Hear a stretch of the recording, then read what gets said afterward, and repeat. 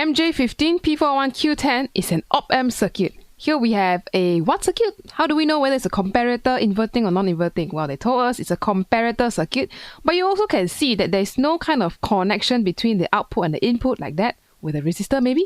None of those business. So it's just comparing the input voltage. So what is the question here? Question. Oh, here it is. Kind of flip the sides.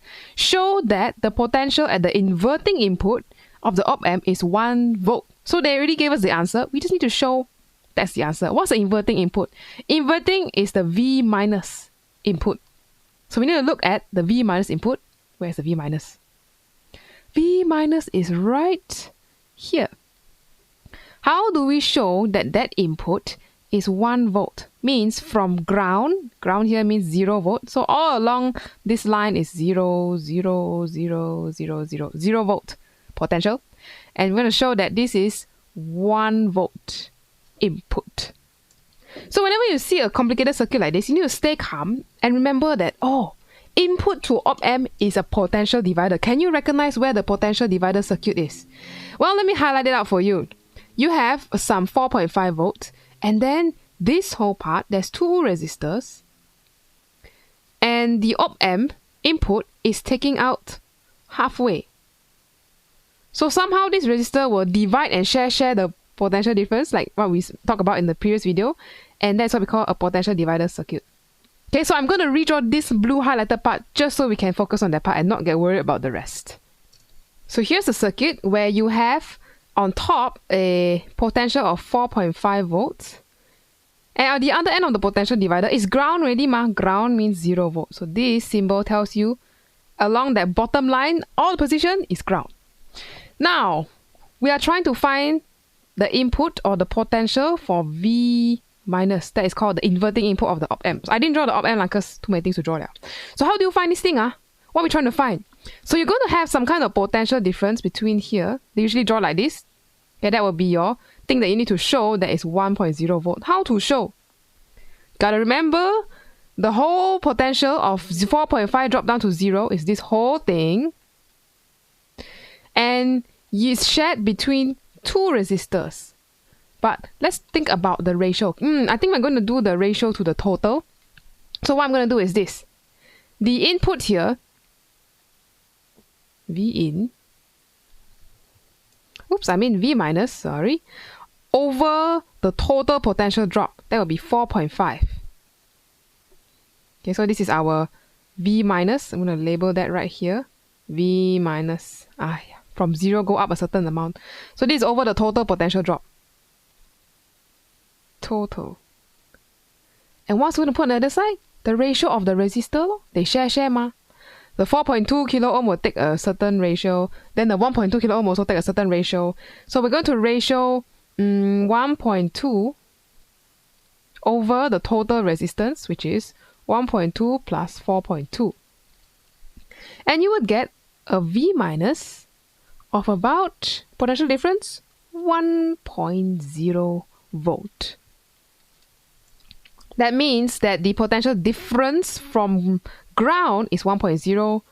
So I'm going to label this 1.0 volt. Hence, the potential at this particular point is 1.0 volt. So V minus is 1.0 volt lor. Shown already Yeah, okay, shown already. Must put plus also lah. Because from ground you go up by 1.0. Okay, I think that's it. If you manage to find this, your potential divider, stay calm and find the potential divider in the circuit, you will be okay. Now comes the tricky part of explaining the logic happening here. Explain why. 4 marks. Wow. The potential difference across resistor R is 5 volt when V in is greater than 0. Okay, I'm going to break there. Pause there. Explain why potential difference across resistor R is 5 volt when V in is greater than 0. What is this? Where's the R? Oh!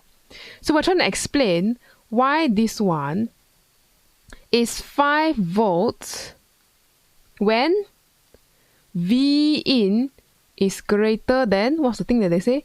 1 volt. Where did this thing come from? What is V in? Look carefully.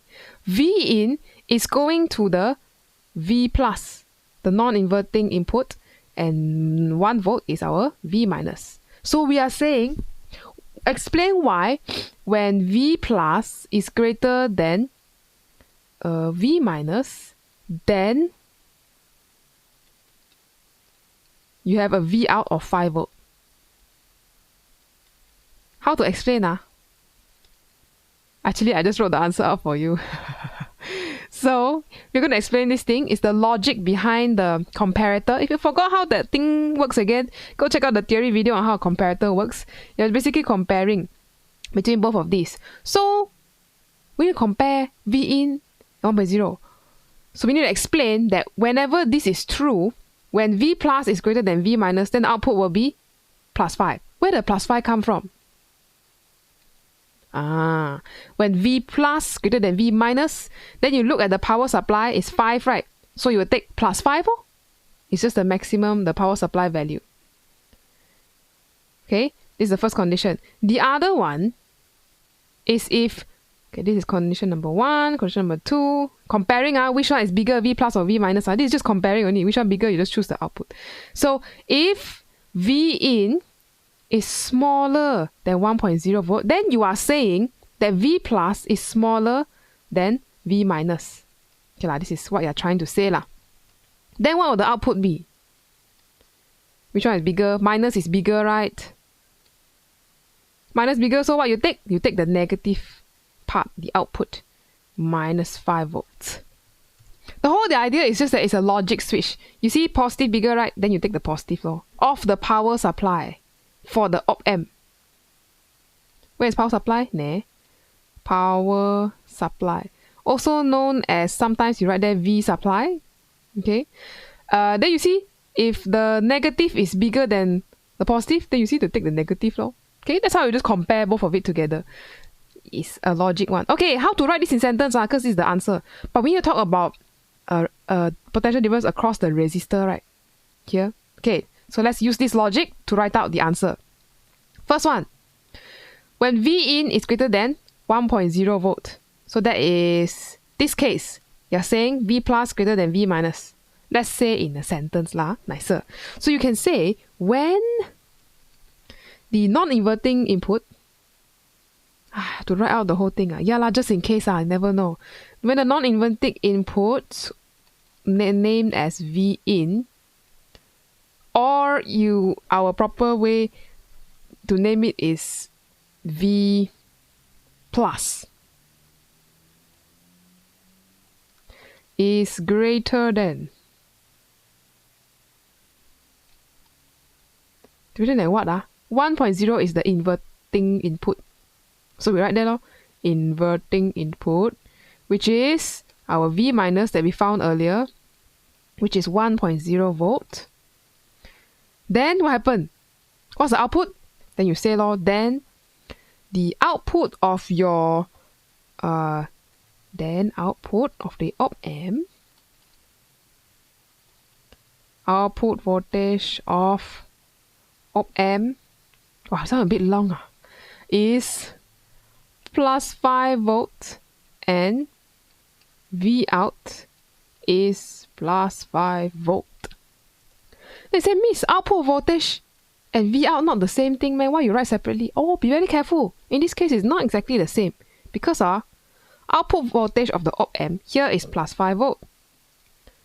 Then you may measure plus 5 volt here also Okay, but they're asking you what is the potential difference across the resistor, which is V out. So this is known as PD across resistor. Will there be a PD across resistor? It depends, because there's a diode here. Okay, so let's check carefully. If here is plus 5 volt, ground is what? Ground is 0. So this one is 0. So where will current want to flow? Look very carefully. Where will current want to flow? Current will want to flow from high potential to low potential. So it will flow this way. And you can say it go out to ground. High to low. So will the diode allow that? Yes, the diode will allow that. So we say the diode let current flow. We say the diode is conducting. It lets current flow through it like this. Conducting. So we use that word. When the diode conduct, when got current flowing through the resistor, then only you will have a V out, which is the potential difference across the resistor of 5 volts. Then this one okay. Got current flow through resistor, only got 5 volt. So we need to write that down also because they're asking about the resistor. So we need to mention that. Okay, do I have space? So I can say hence diode conducts electricity and PD across R equals to 5 volt. No space now. Okay, now this sentence, if you can write this, you already get a lot of marks. The first thing is if you know to compare V plus and V minus, the inverting and non-inverting. If you say V plus is greater than V minus, this thing is your first mark. You can identify what is the input of the op-amp, V plus, V minus. Oh, okay, these are the values. Then the next one, if you can identify that the output will be 5 volts right here. So this one is a second mark. And from there you conclude, oh, if there's an output of 5 volts, hence you have a diode potential difference. Potential difference across the resistor, which is 5 volts. This is A1, last part. 3 marks already here. Then what about the fourth one? Fourth one is the opposite though. Okay, I'm going to shortcut a bit because it's a bit long. So I'm going to say when the non-inverting input, which is V plus, I won't write the whole thing because not enough space already, is smaller than V minus. Wow, now V minus is much bigger already. So what happened to the output? Then, not output, output voltage of op-amp. Output voltage is minus 5 volt. But is that also V out? Let's double check. Oh, pause, very dangerous, cannot assume. Output voltage is 5 volt. Let's look and see. So I'm going to change the scenario a bit. I'm now going to say, let's rub this all off. Now, what is coming out of this op-amp is -5. So-called output voltage of the op-amp. In this case, it's different. Now we have a problem now. Where do you think current will want to flow? Current flow from high potential to low potential. Which one is higher, 0 or 5? Or -5? 0 is higher lah. So current will actually want to flow from 0 to -5. But wait, we have a problem here. You see the diode? Is the diode going to allow the current to do that? Right here. No, the diode is not going to be conducting and this is not allowed. So no current will flow. So I'm going to write here, no current, I0. So when there's no current flowing through the resistor, there is no PD. You want to measure this, right? That's your VOUT equals to 0. No measurement because the diode is not conducting and it does not allow current to flow in a certain way. So, this is what we need to talk about. So don't fall into the trap and say -5. -5 is just the output voltage of the diode. But the VOUT in this case that we're measuring is across this resistor. Tricky. Okay, let's write that down. Output voltage is 5 volt. So, how to talk about this? So the diode prevents current, or you can say the diode does not conduct electricity or current. So, no current through resistor and VOUT is actually 0 volt. Wow! Most of this part of the answer is similar to the first part, so they didn't give mark, but they do give part for the part when you say the diode does not conduct, so potential difference across R is 0. So this one is just an A1 mark here. Okay, or 4 marks. So in this thing, you will be able to write this if you understand what is happening to this comparator circuit. What is the diode doing? What is the diode? What is this op-amp doing? What are the conditions, the logic behind this? This is one thing you can memorize lah. What happens when V plus is greater than V minus? Things like that. Okay? Let's move on to the next part where you have to do some graph. Oh my goodness. Okay, we stay calm. Take a deep breath. So the variation with time input of voltage is shown. Wow. Okay, so where is V in again? V in is the one that is changing. Where is V in? This one. So this V plus is now changing. So it could be scenario 1 or scenario 2 depending on what is V plus at the moment, which is V in. Okay, V plus or V in is changing now. Okay. So on the axis, draw the variation with time of the potential, time of the output potential. Wow. So we already say in the front part, either you get output of 5 or you get output of 0. Come and highlight for you. When this is true, V in greater than 1, you have output 5. When this is true, output of 0. Actually, they already told you the answer, which is up here. Then 5 volt and then 0 when thing is less than. So even if you didn't manage to explain this part, you still could use that statement up there to draw your graph. So using this information here, let us draw an output of either 5 or 0. 5 or 0 depending on which condition we are at. Condition number 1 or condition number 2. I label for you lah. Condition 1, condition 2. Okay. So where is our input and output? Input here is our V plus or V minus. Just now we talked about it. Input is, where is input? Non-inverting, V plus. Okay, so we write here V plus. The other one is our V minus. So I write a reminder for us down here at the bottom. When your input is greater than the dotted line, which means this whole region, if your graph is above this region, then your output will be 5 volt. But if your highlighted graph that go up and down is lesser than 1 volt, then you will be in this other region down here, where your output will be 0 volt. That's what they told you in the statement. So now how to draw the graph leh? Okay. We do this. You see the point where they cross over here. So anything, the sine wave is above the dotted line. Means the condition is satisfied so that your output will be 5. So you draw a line up here at 5. Until here. How about the other part?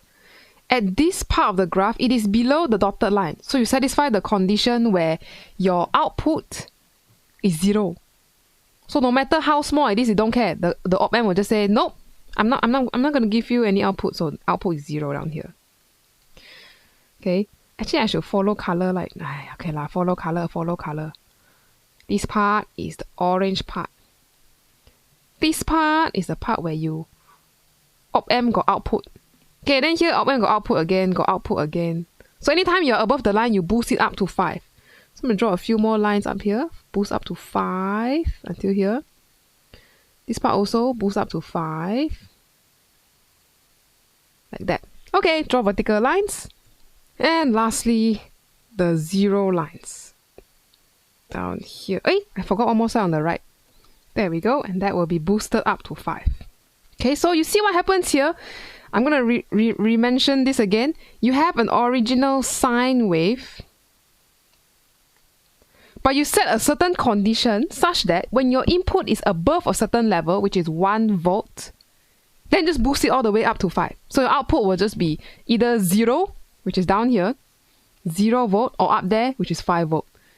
Either 0 or 5, 0 or 5, 0 or 5. A very clean cut one.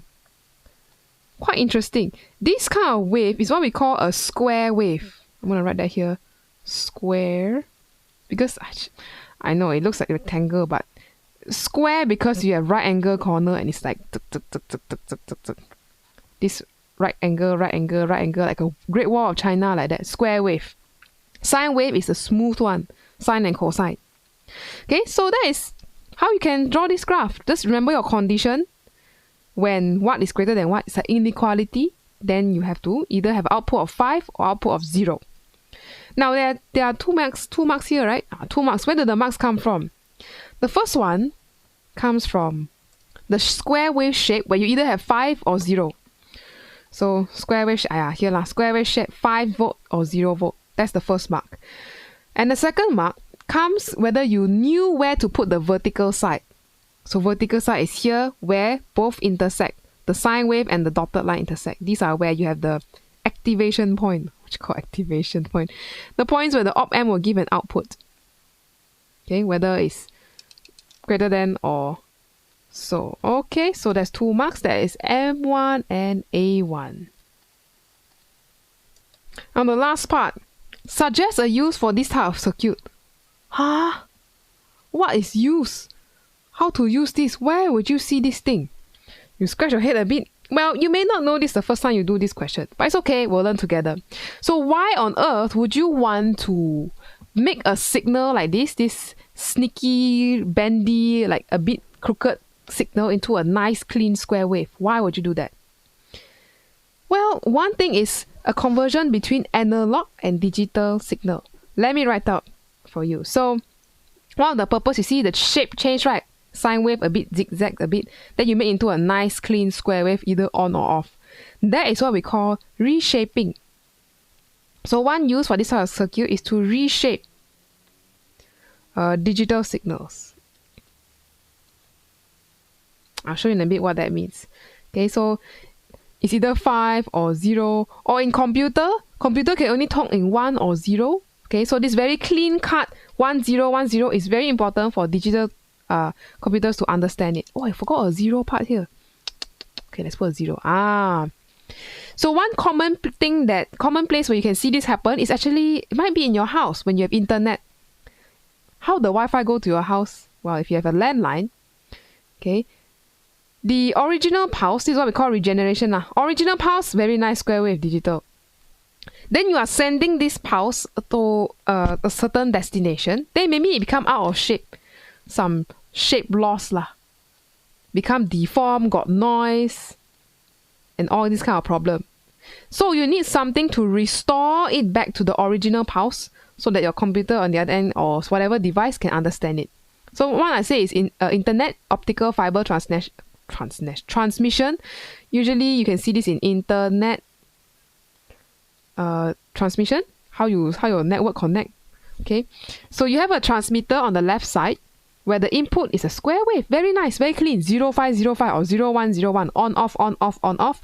But then when you send it along the way in the form of light, you might have some energy loss, some noise, your signal become weaker and weaker, like you see down here the graph, right? At first very nice, then as you propagate and you send this light wave along, your pulse just become out of shape deformed very small. By the time you receive on the end, it might be very weak and wimpy like this. So you need something to restore or regenerate this signal to a nice output like the original, nice square wave, clean, on or off, 0 or 5. You need something like that. So that's this process of restoration. Or maybe you say, maybe I'll put this as the limit. Anything above that, please boost it up. Okay, so you boost it up into a nice square wave again. That's what we call regeneration. So go and look in your house, got internet cable, the optic fiber, you go and see. This is what I call regeneration. Not just in optics, but in any other place where you have a digital signal that you need to restore and regenerate, especially for a square wave. Very clean, on, off. Or you can say 1 and 0. Also can. Alright, what other ways do we apply this? Another answer possible that you can say is the idea of amplification. And there's another word you can say amplification. Reshape digital signals. Regeneration. All these can use these words. Regenerator. Reshape, change the shape. But why would you want to change the shape or do amplification? This one, we are going to take a look at sound, not light, sound waves. So let's listen to the wave. Just now we saw a square wave and a sine wave. Actually, what's the difference? You listen and see . So this is a tone generator from one of us website, which I quite like. And you can choose the type of sound wave that you like. So here you have a frequency of 440 Hertz.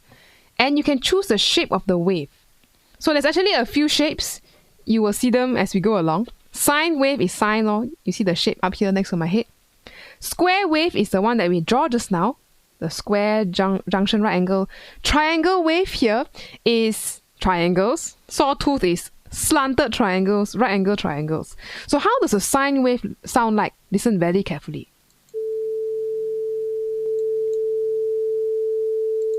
How does a square wave sound like? Now I'll switch between both.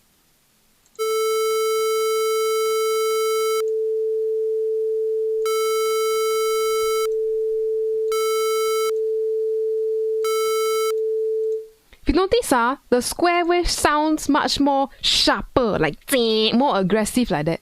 And yeah, you can play around with this and make some kind of funny tones like this one. Maybe I start from the bottom.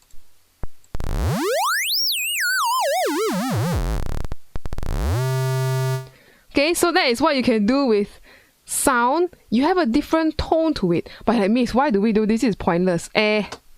People use this to make nice music, okay? For example, the idea of the different shape of wave, whether sine, square, triangle, or sawtooth, can actually be used in music to make different kind of synthesizer sounds.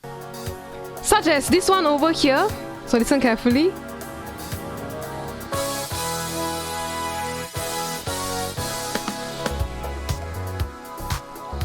Okay, that's one example how you can actually use these waves, change the sound. Sometimes you want it sharp, sometimes you want it not sharp.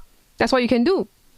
Other instruments such as the guitar regularly use this idea of shaping the sound in different forms to make very aggressive and rough tones. Such as this one, for example.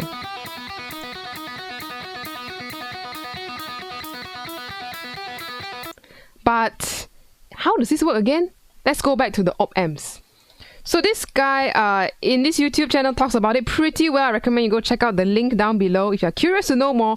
But if you have an original sine wave, which is the blue color one, you can change the shape and it become like the orange one. Maybe the top is squashed a bit. How would it sound like leh? Or maybe you want to squash it even more so it become almost like a square wave but not quite. This symbol look familiar. Op-amp. Op-amp here, somehow you get the output and you are changing the shape of the wave. It's no more a nice smooth sine wave, but you chop off the tips already. This one, you can hear how it sounds like. Sounds pretty aggressive.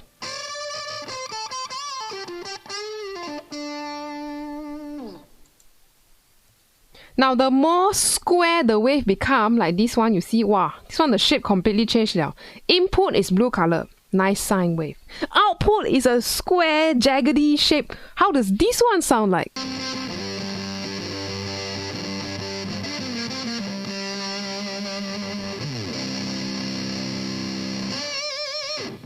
Okay, enough now. You go and enjoy now, okay? See all these box a lot of music tools nowadays. All your synthesizer, your dance music, your jazz, hip hop, whatever.